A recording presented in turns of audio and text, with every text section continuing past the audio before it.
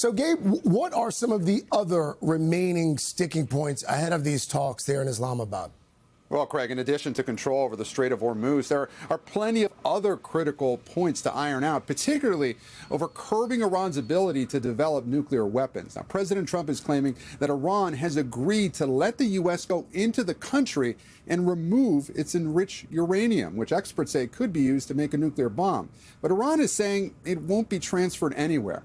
Meanwhile, the president dramatically shifted his tone over the weekend from praising Iran's leadership, calling them reasonable, to once again ramping up threats. The president posting, "We're offering a very fair and reasonable deal, and I hope they take it, because if they don't, the United States is going to knock out every single power plant and every single bridge in Iran," adding, "No more Mr. Nice Guy."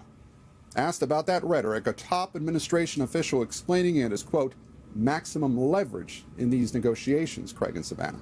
And Gabe, we've got a new poll this morning, and we're starting to see the impact of the war on the president's poll numbers. Yes, that's right, Savannah. The war is dragging President Trump's approval rating to a new low. Just 37% of American adults approve of his performance. In December, that number was 42%. And likely driving that drop, 2/3 of Americans do not approve of his handling of the war.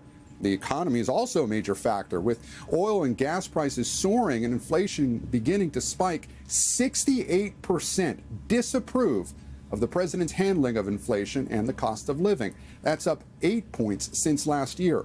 All of it top of mind for Republicans heading into the midterm election campaign, Craig and Savannah. All right, Gabe Gutierrez from the White House there. Gabe, thank you.